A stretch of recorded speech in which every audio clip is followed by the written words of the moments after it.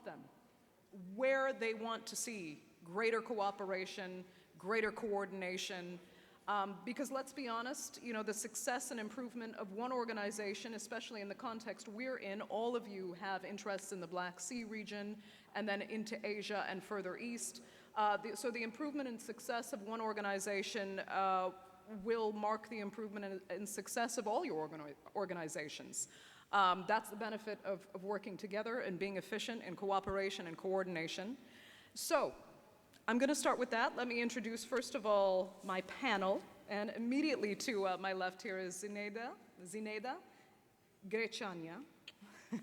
She's the Speaker of the Parliament of the Republic of Moldova, and she is the President of PABSEC, which is the Parliamentary Assembly of the Black Sea Economic Cooperation.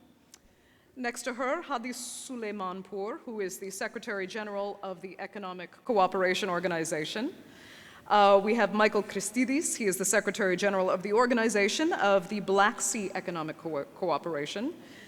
Fourth there, Baghdad Amreev. He is the Secretary General of the Turkic Council. We have Mohammad Reza Majidi, Secretary General of the Asian Parliamentary Assembly. And finally, Altinbek Mamayusupov, who is the Secretary General of the Parliamentary Assembly of Turkic-speaking countries. Thank you, all 6 of you, so much for being with us.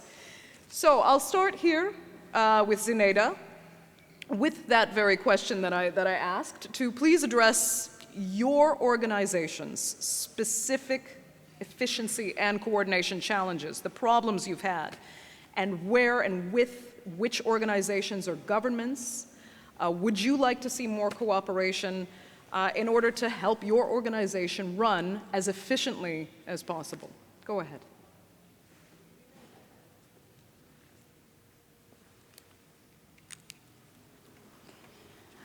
Спасибо огромное за возможность выступить. Для меня большая честь первой выступить на этом заседании под эгидой эффективности региональных организаций. Тематика очень интересная.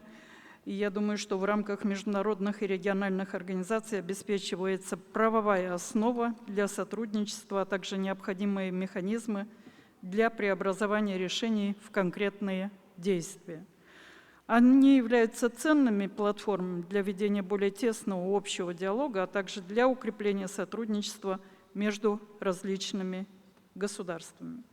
Как председатель парламента Республики Молдова, а также в качестве председателя Парламентской ассамблеи Черноморского экономического сотрудничества, я убеждаюсь в эффективности международных и региональных организаций в решении различных вопросов, представляющих общий интерес. Подходы и видения по определенным темам, международно-правовая база, очень важная, принятая сторонами, а также продуктивное сотрудничество способствует эффективности и решению многих региональных проблем. В этом сотрудничестве важны, конечно, добрососедские отношения, традиции, региональные интересы, сохраняя при этом интересы каждого государства. Самым ярким примером может служить пандемия COVID-19, которая установила единые подходы не только на региональном, но и на глобальном уровне. Ограничения, одобренные странами региона, эпидемиологические правила, которые необходимо соблюдать, диагностика и лечение инфицированных людей, а также острая необходимость вакцинации свидетельствует об эффективных подходах региональной политики. Благодаря такому общему видению мы сможем надеяться, конечно, на скорейшее преодоление пандемии. Существует множество примеров, свидетельствующих о том, что в рамках международных и региональных организаций мы являемся силой, которая может двигать во благо и достигать того, что нам кажется иногда невозможным. Мы живем в уникальный исторический период, когда на нашем общем пространстве открываются неограниченные возможности для развития наших стран, и между нами не должно быть искусственных и неоправданных преград. К сожалению, такие зачастую возникают. Республика Молдова поддерживает продолжение отношений, основанных на взаимном доверии и понимании, и вместе мы сделаем гораздо больше, чем порознь. Я также убеждена, что в рамках сегодняшней дискуссии будут определены те жизнеспособные решения, которые представят интерес для каждого государства в отдельности. Я хочу всем участникам сегодняшней дискуссии пожелать успехов. И давайте мы не будем сами себе создавать искусственные преграды. Люди, трудовые ресурсы, товары должны иметь возможность передвигаться между странами без каких-либо препятствий. Это для нас всех очень важно, и это будет способствовать развитию. Различные проблемы, которые возникают, но мы можем вместе их преодолеть, если вот просто посмотрим в глаза друг другу и скажем, что мы можем решить эту проблему. Главное – захотеть. Спасибо организаторам за хорошую организацию нынешнего форума. Спасибо всем. Okay, thank you very much. Let me move on to Hadi. And I'd like you to, again, address, in your experience as Secretary General of the Economic Cooperation Organization, when has there been a time when you thought, we could have done better? And that's why I said I want honesty. We can all be critical of ourselves here. And so thought, this organization, I'm proud of what it's accomplished, but there's obviously going to be moments when you thought this could have been better, we could have been more efficient, if only we had A, B, C, D. If you can speak to that, what are the specific, again, the specific challenges you've seen your organization face that you would like to see changed and done better, and who can help with that? Great. Bismillah ar-Rahman ar-Rahim.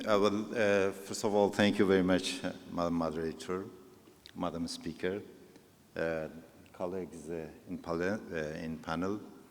Actually, in today's world that is witnessed the third wave of regionalism, the engagement of all stakeholders, including governments, CEOs, NGOs, civil society, business community,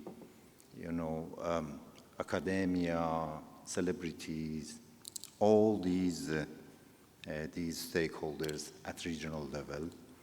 As a matter of fact, in a very collaborative way, have become more desirable and needed. That is the requirement of today's regionalism. The objective should be and is enable multilateralism to deliver and to remain relevant. If multilateralism and regionalism as a part of multilateralism could not be able to deliver, will not remain relevant.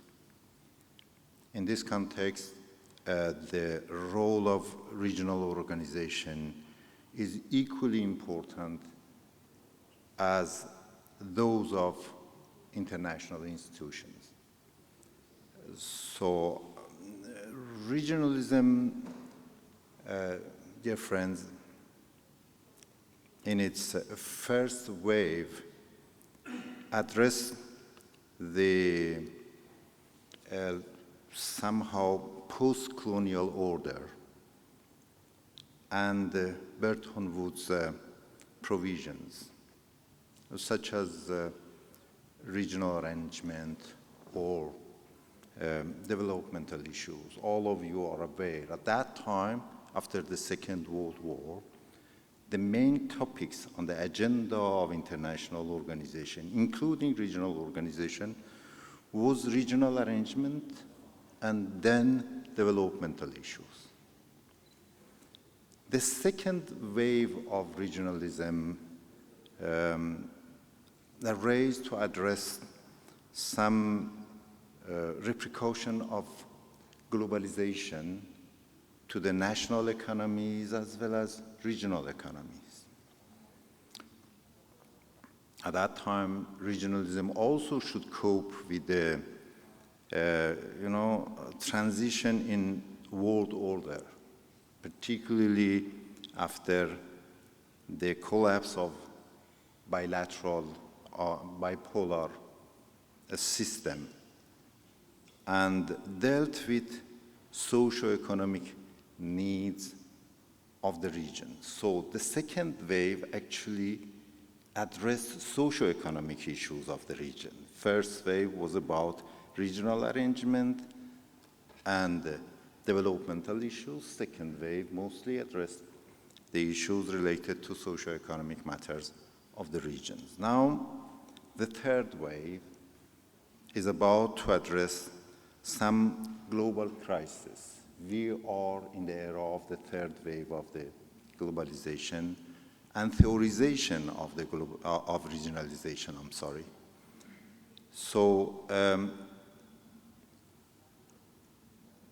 these global crises has no root in the region, while have a huge implication on each region. Look at the, for instance, international financial crisis. Have a look on COVID pandemic. These were not rooted in the regions. It was byproduct of international systems. However, precisely has some implications on the region and of course regional organization, on the agenda of the regional organizations.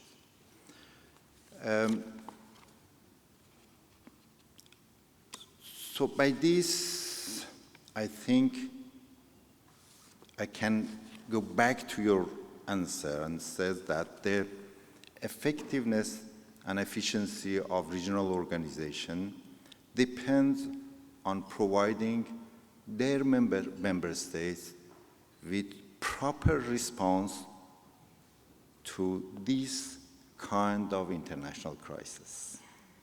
So to remain relevant, I think regional organizations also need to overcome to some other challenges. And I share with you some examples. First, bureaucracy over delivery. The establishment in many cases in regional organization is not in favor of innovation. Almost every high-level authorities in regional organization are facing resistance of the bureaucratic process to desirable changes. Bureaucracy sometimes is more powerful than even decision-making process of the organizations. So we, as a Secretary Generals of these regional organizations, we are facing with a huge, a gigant process, which you call it bureaucracy. And bureaucracy normally is not for change, it's for establishment. And this is the time of change. Very interesting. Yes, that is my first point. I have briefly two issues to raise that maybe. You know what? Why don't we come back to that? Because I like the first point you made. It is very interesting to hear that and how we might be able to curb what some might consider crippling bureaucracies, the bureaucracies that prevent innovation and prevent development. I think everyone in this room has at some point encountered a bureaucracy where you've said, wow, this is exhausting. I'd rather not push my idea or my innovation forward because it's too much work to get through the bureaucratic levels in order to get something done.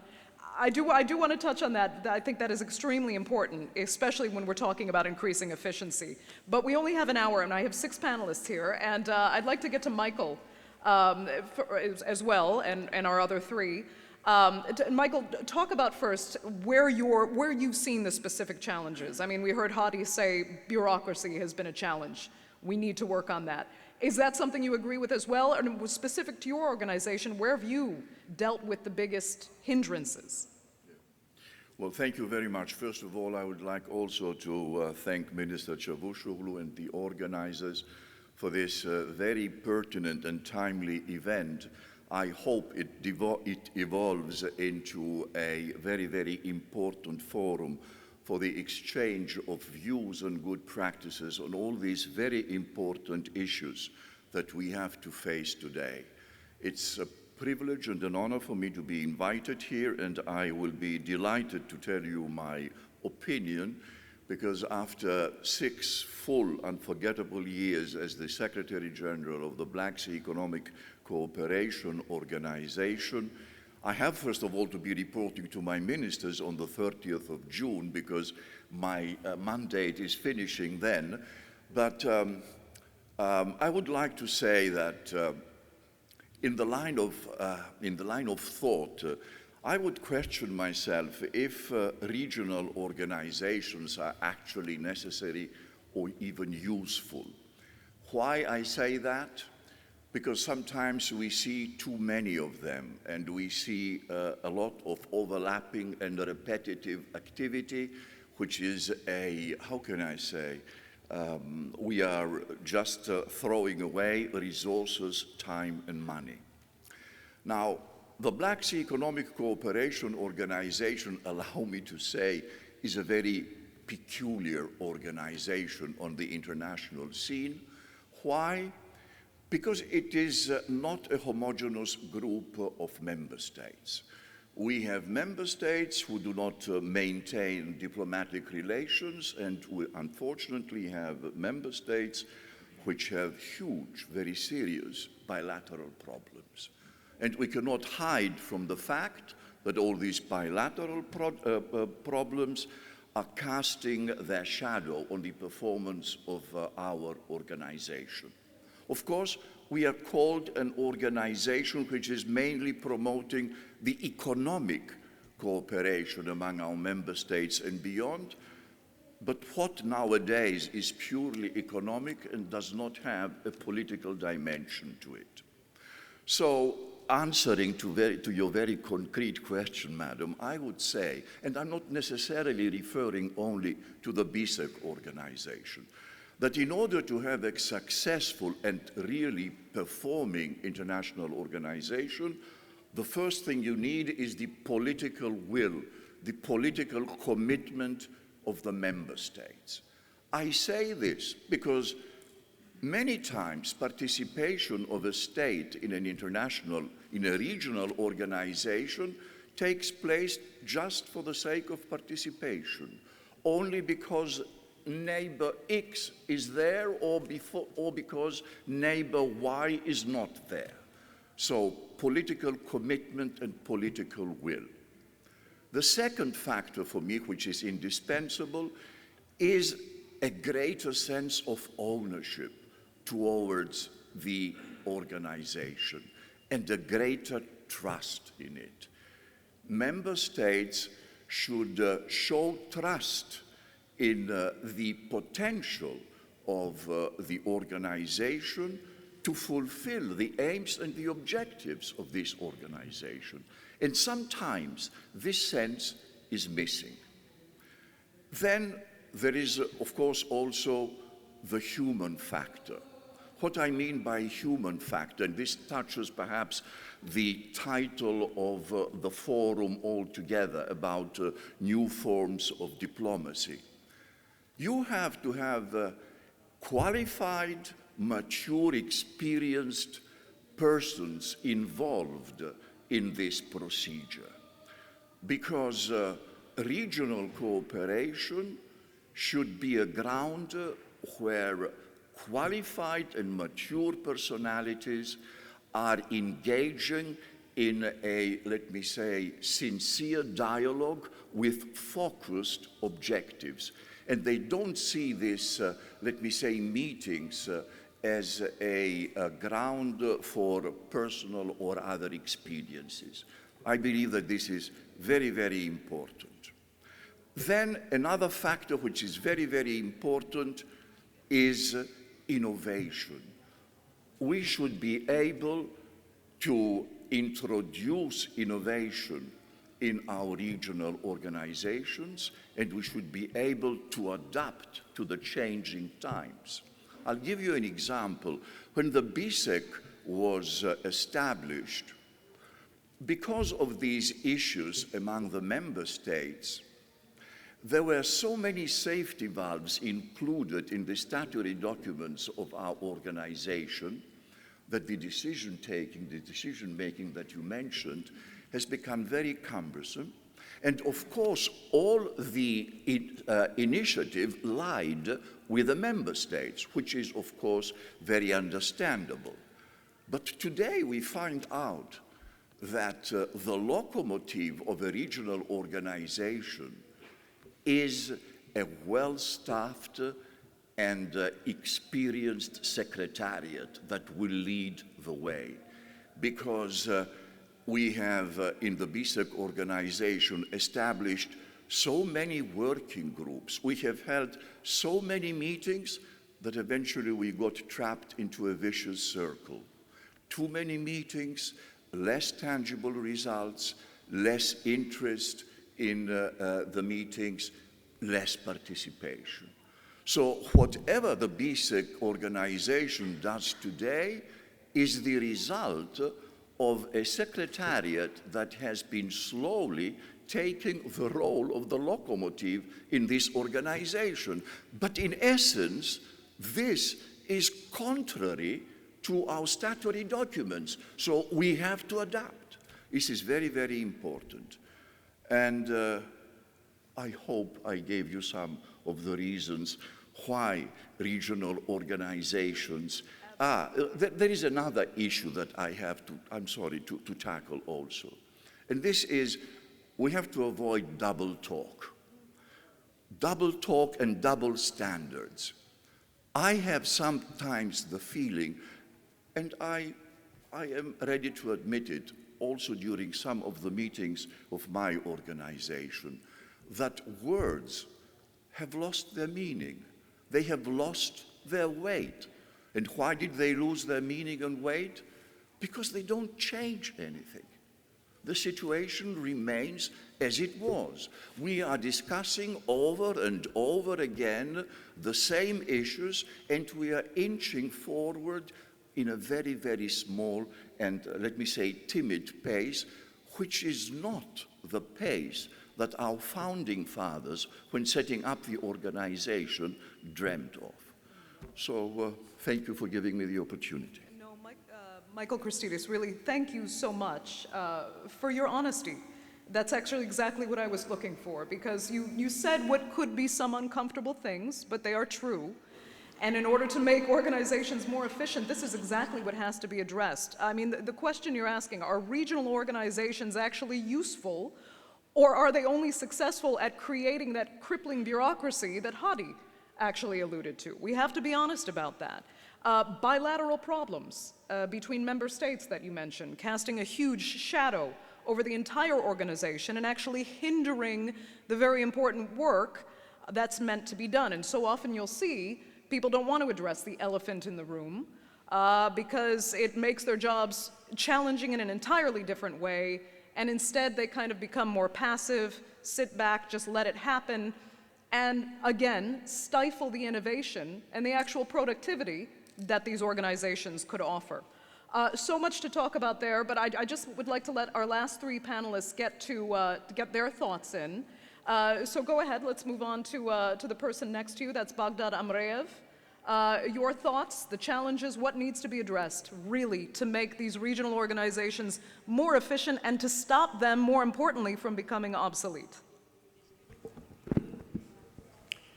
Thank you very much. First of all, I would like to thank the Turkish government, the Ministry of Foreign Affairs of Turkey, and especially Minister Mevlut Çavuşoğlu for this great idea to organize this important diplomatic forum. This is what we badly need in times of pandemic, to see each other and to talk about our concerns and to exchange views on how to increase the efficiency of the diplomacy, regional and global diplomacy. When it comes to our this panel discussion, to find answers to how to increase the efficiency of regional organization, I think that it's a tricky question. Why? Because there is a huge number of international and regional organizations. Recently, I count more than 200 international organizations, and most of them are regional organizations, and most of them are competing each other, including my organization. That's why, should I care about the increasing the efficiency of other organizations? I'm joking, Andrea. You requested anecdotes to be included in our conversations. That's a very serious question. Increasing the efficiency of regional organizations. First of all, while addressing this question, we have to identify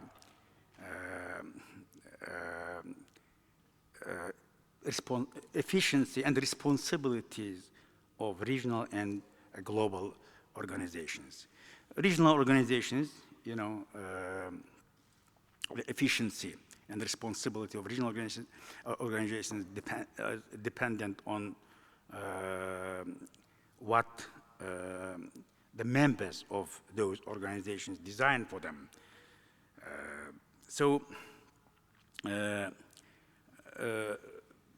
Increasing the efficiency of global organizations, especially in addressing today's global challenges, of course, is dependent on the responsibilities of global powers.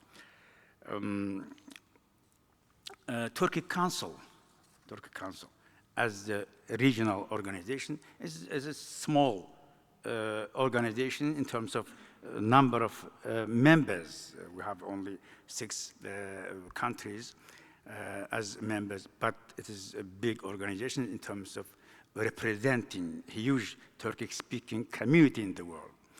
So from the beginning, when Turkic Council was established in 2009, according to the Nakhchivan Agreement,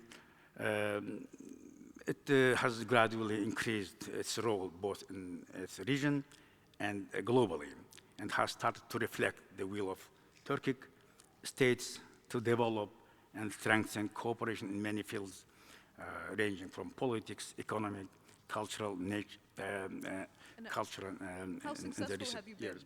do you think? How successful have you been in adhering to those initial goals? I think that we have managed to succeed in achieving our goals.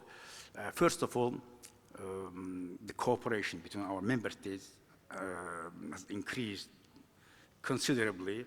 Okay. Turkic-speaking nations are very close nations. They share the common language, common history, culture, Right. geographies, which is also very important. So I will bring one recent example. Uzbekistan has joined Turkic Council 2 years ago. Okay. And after becoming a full member, the trade turnover between Turkey and Uzbekistan has increased 5 times. Right. And 3 times between Uzbekistan and Kazakhstan. Number of Turkic companies working in Uzbekistan reached 1,300 during 2 years' time. It's very important figures. So when it comes to efficiency of regional organization, I would say that first of all, of course, this is the decision-making process. How you make your Okay. decision-making process. Right, Of course, streamlining the a decision-making. small number, Okay. while having small numbers, of course, it's much easier than compared to the global organization. Yeah. Please do excuse me. I mean, as moderator, I do have to be mindful of the time. We're already more than halfway through our panel, so I'm sorry if I'm going to have to move along because I want each of our panelists to get this time to just state their case here, and then we'll come back to the issues addressed. So let me move on to the person next to you, Mohammad Reza Majidi. If you could briefly tell us again your organization's specific challenges, because then I want to be able to engage the entire panel in a discussion of how we improve. So go ahead. Bismillahirrahmanirrahim. It is indeed a great honor for me to have given the privilege to join you in this August forum, and as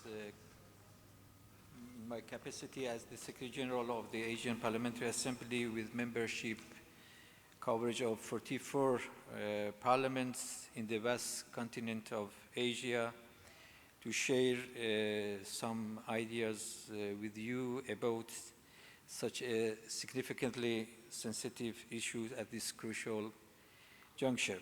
In the context of the theme of this panel, under this panel, and your question, Madam, allow me to raise this question specifically and make a short reference to certain components of the response as follows. How can we increase the efficiency of parliamentary organizations to promote regional cooperation to be adopted more in responding the main challenges in nowadays?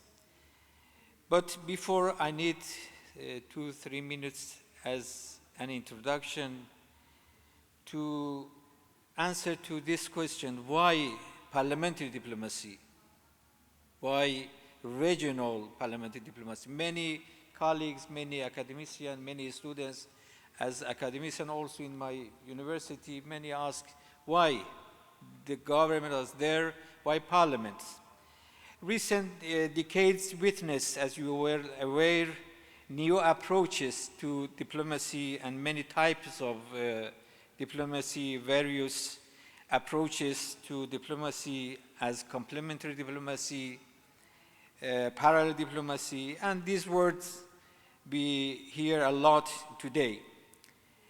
And as you were aware, alongside the governments, parliaments also played crucial role in diplomatic domain. Having said so, parliamentary diplomacy with an international structure dates back to over 130 years ago, even before League of Nations and United Nations.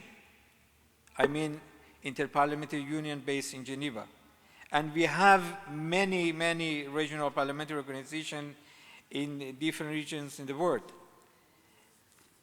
Madam and dear colleagues, dear panelists, we can see parliamentary diplomacy as a kind of capacity building and empowerment for synergy of capabilities at both regional and international levels, as well as bilateral and multilateral relations among nations. Parliamentary diplomacy is an added value for me beside other efforts to respond these challenges. And parliamentary diplomacy is a new approach to fit parliaments at national, regional, and international levels for finding common solution for common problems. Okay. Maybe in next round I will try to raise more items on this item, but answering to this question, how can we increase the efficiency of parliamentary organizations to promote regional cooperation? I think through empowering parliaments as representative bodies. Parliaments are the direct representative of peoples. Okay. One minute. Streamlining the goals and objectives of the organization through integrating national and international parliamentary activities using just the title, using parliamentary diplomacy, focusing on common ground such as projects and programs specifically, for example, climate change, and nowadays the pandemic, what we did in our organization, and benefiting the experience of other sister organizations, and finally exploiting the existing capacities of parliamentary organization to promote cooperation, Madam. Okay, fantastic, thank you. Last but not least, another Parliamentary Assembly representative, the Secretary General Altenbek Mammu Yusupov. Go ahead. Yeah, and again, we only have a few minutes left, so I'd love to get into more of a discussion. Go ahead. I'll be very short. Thank you very much. First of all, I would like to express my gratitude to the organizers of this event. It's especially the Minister of Foreign Affairs, Mr. Çavuşoğlu. This is really the timely event and very useful, I think. Yeah. What about the parliamentary diplomacy? My previous colleague mentioned about that. I would like to say that at the beginning of this forum, on the kickoff, Mr. President Erdogan mentioned about the diplomacy overall, which was created at the beginning of when the people start living in the community. I would like to say that, to add, that the parliamentary diplomacy started at the same time, I think. Yeah. And nowadays, international organizations are going through the difficult time. There is a crisis of confidence, of communications, and really we have to do something. And today's event, I think, will bring on the ground some solutions for that. Our organization, particularly Turkpa, is a new, relatively young organization which was established in 2008. Started its fulfill working at 2011. And I would say there is not much problems we have in our organizations. Because, as my colleague previously mentioned, we are the organization which were united with the specific countries and nations, which has the common history, culture, religion, etc. And the thing that our distinguished members of parliament and the heads of the parliament are gathering together on an annual basis, giving us an opportunity to solve all the issues we have in common. But generally about the international organizations interaction, I think the main thing is, let's say, Miss Madam, you're on the other side, I'm the other side. And in order to get to your side, I have to go through all these gentlemen. And we have to make it much easier to do that. And that's about the interaction between the organizations.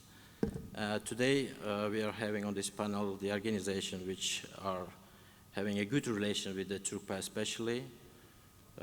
APA, we have a status of observer.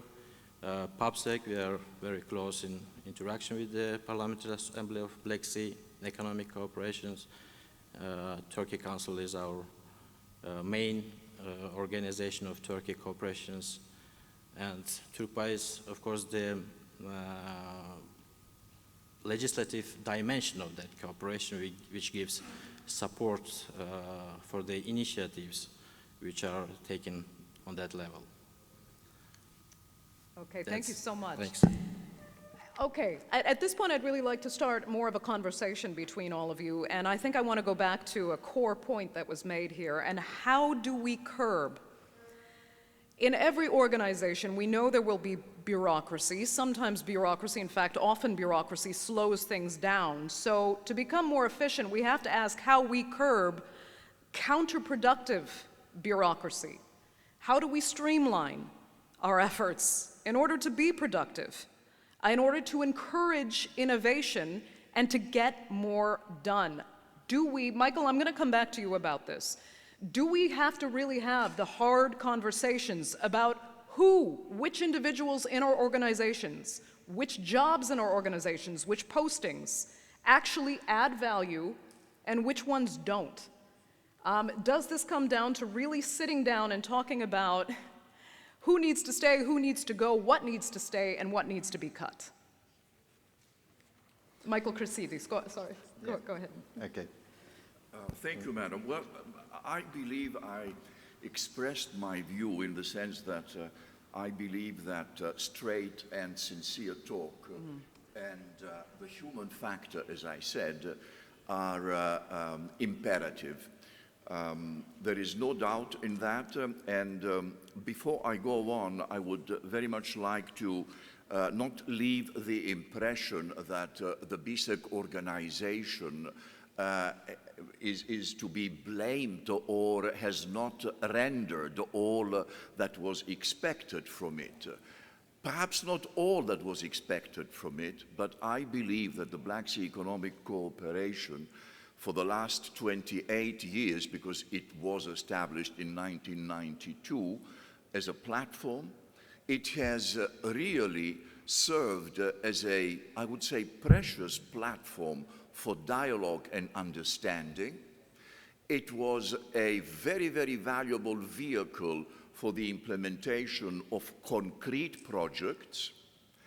It helped very much in the establishment of various state or private associations between professions.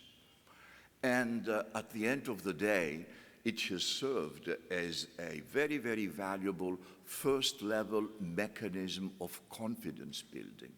And in an area, geostrategic area, region like the Black Sea, where unfortunately tension is rising again, this last, let me say, service of the BISEC organization is really very significant. So I would say, conventional wisdom, if the BISEC didn't exist, we should have invented it. But, as I said, time shows on organizations, and especially when time goes so fast as nowadays, organizations have to adapt. And they have to adapt the faster, the better, and the more, let me say, performing, effective, and efficient they will be. So, as I said, let me give you an example, for instance, because I mentioned also the trust in the regional organizations, the trust and the confidence that they can do something.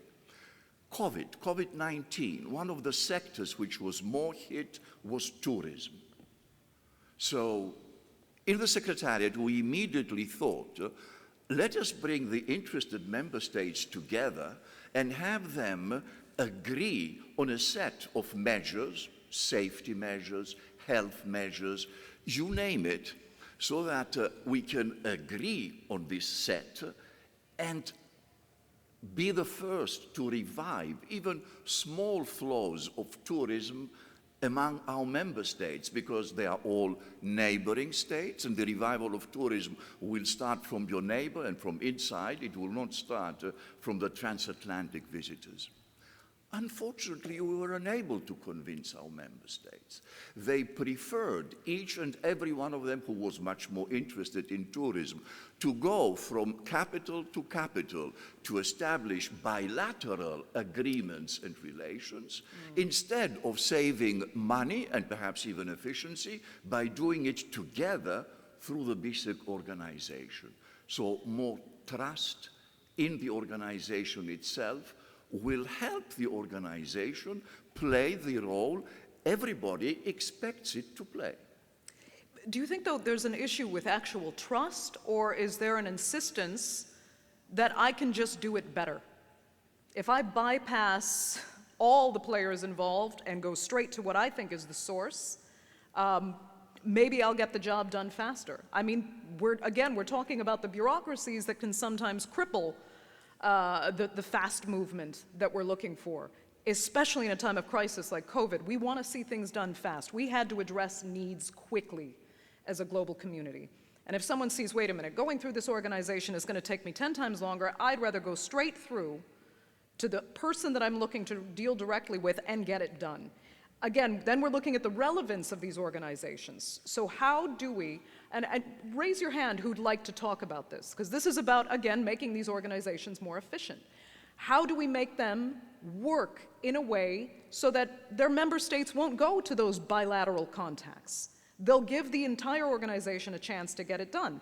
And maybe if I can give an example, there was a lot of criticism of the European Union, for example, being slow in getting the vaccines to their member states. Now, we're talking about some of the wealthiest countries in the world that fell behind because the United Kingdom was glad to point out, leaders like Boris Johnson, because they had the EU bureaucracy to deal with before they could get vaccines to their own people. Okay? There was, you can argue that case, but this was what the case that, you know, the pro-Brexiteers really made in the United Kingdom. So how do we build the value of these organizations while combating that image that they create bureaucracy and cause greater problems rather than solving them? Who'd like to address that? Just talk, go ahead. Or how do you go ahead? And then, yes, I'll Actually, bureaucracies, unfortunately, bureaucracy is an integral part of the work of all international organizations, which are mostly conservative institutions, you know. It's very hard to change main things in the nature of international organizations. But you are right, time is changing, and the challenges we are facing impose on us to make hard decisions to change our organizations. The most important thing is, of course, the position of member states, what flexibility and what authority are given by member states to the organizations, namely secretariats. Secretariats is very important. So if secretariats of international organizations enjoy flexibility and authority to make decisions, for example, fortunately, Turkey Council Secretary, I thank our member states that they gave the Secretary of Turkey Council many huge authority, starting from issuing initiatives, following decisions taken by heads of states, and implementing these decisions. So this is very important. Another point is institutional design of those international organizations. So also decision-making process, it should be changed. This is what we are working on, and also a project-oriented style of our organizations are also very important. Now, many things can be changed, and this is what we are doing. Okay. And I hope that we can adapt. Adapt for these changing times. Hadi, go ahead. ECHO is one of the oldest regional organizations in Asia. It was established in 1965 and then expanded in 1992 after the collapse of the Soviet Union and joining Central Asian countries and so on. So the beauty of this region is we had not geostrategical, geopolitical issues there. Borders are fixed for years, and the region is ready for cooperation. Trust is byproduct of cooperation. You have to have cooperation to bring trust, not trust first, then cooperation. So I would like to double the voice what Michel said. I think one of the challenges that we face is symbolism over content. That is another point. To leave aside symbolism, having a cortesial ministerial meeting, declarations, gestures, you have to go to the content. And you have to stick on that. And to do that, you have to take small and thoughtful projects in place, initiatives in place. Don't worry about implementing small projects. Small projects is worst. Big projects sometimes is a very idealistic idea.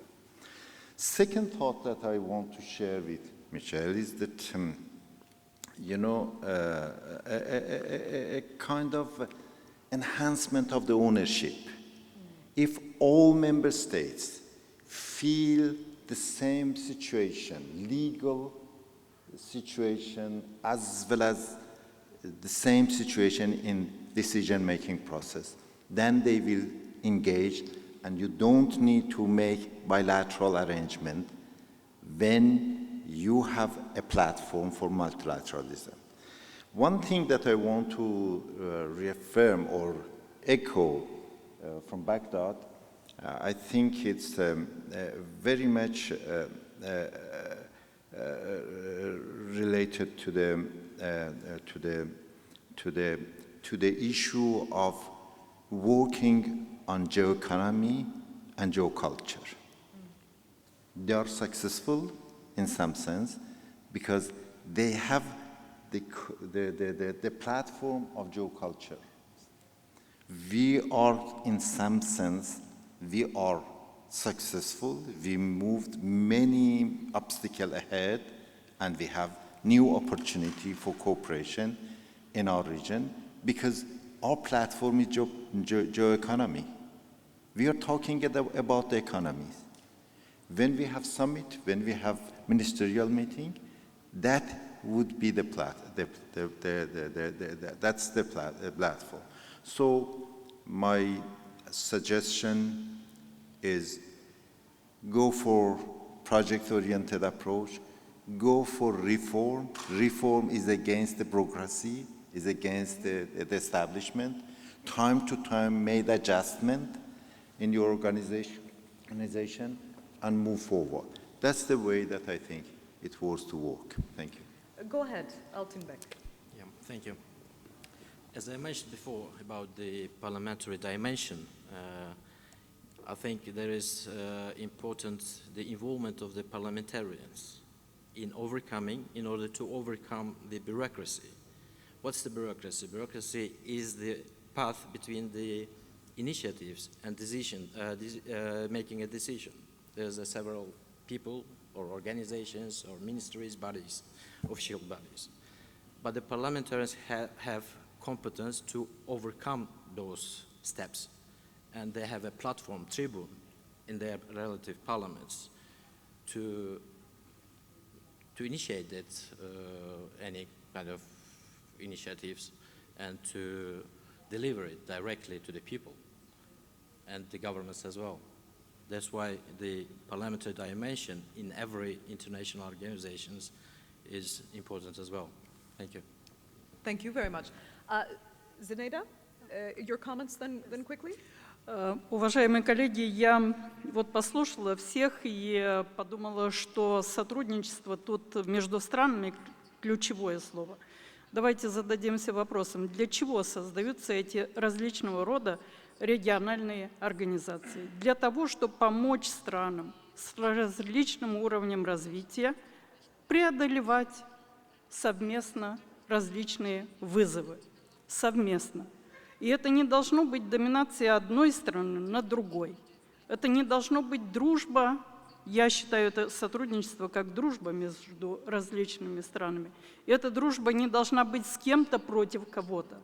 Вот этим мы в своих региональных организациях буквально не должны заниматься. Когда мы будем понимать друг друга, когда мы будем слышать друг друга, не будем подходить к этим организациям просто формально, мне кажется, что иногда, проводя различного рода форумы или что-то другое, мы просто формально подходим. А в реальности сотрудничество, особенно экономическое сотрудничество, это нечто большее. Вот над этим нам стоит задуматься. Бюрократия есть бюрократия, бюрократия везде есть. Но ключевое тут должно быть сотрудничество. Для чего мы создали ту или иную организацию? Мы вступили в нее, потому что это модно? Или почему? Почему у каждой отдельно взятой стороны есть интерес состоять в той или иной организации? Будь то межпарламентская организация или экономическая организация, но мы всегда должны этим вопросом задаваться. Ответим на этот вопрос, тогда и найдем решение реального сотрудничества. Спасибо. Okay, we have about 4 minutes left, and if there's, I saw some eager hands going up. If I can just get one question from the audience in the last 4 minutes, please keep your questions concise. Can I get a microphone right here quickly? Oh,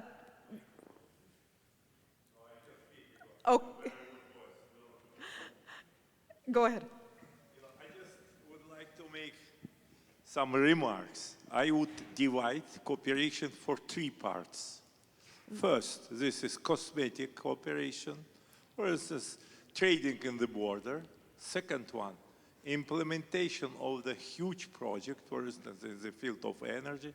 And third one, I think it's most important, we have to think how we have to start cooperation between countries which have zero cooperation, because they are in the condition of war.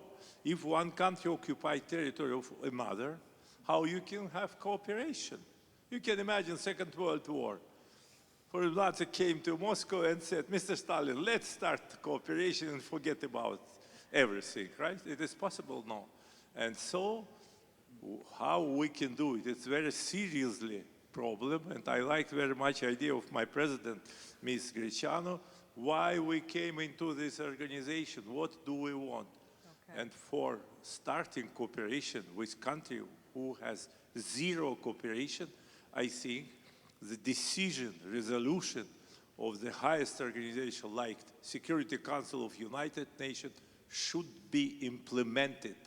I mean, if decision taken, it is necessary to force country to accept it. Because otherwise, why you are a member of organization if you do not accept the resolution? Exactly. And I think then we can extremely improve cooperation in organization, because it should be bilateral cooperation, at the same time cooperation in the organization. Right. Thank you. Okay, those will have to be the... There's a very eager person behind you.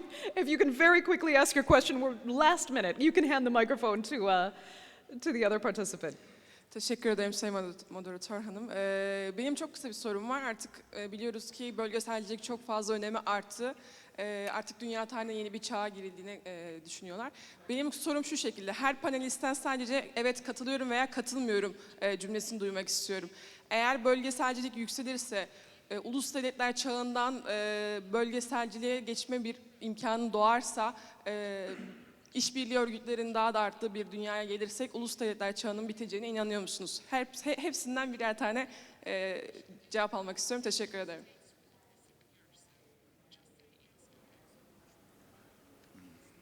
So what this means is the interests of an individual state versus its willingness to give up its individuality for the interest of a greater organization and arguably the greater good. Yes or no, would you agree that the interest of an individual state should supersede or not the interest of a greater organization? That's not an easy yes or no question. Go ahead, Hadi. No, it's a huge debate on international relations regarding that point. It's not a matter of yes or no, but I assure you that in international relations theory, there is space for regionalism, there is a space for nation states idea, and there is a space for international relations and international cooperations.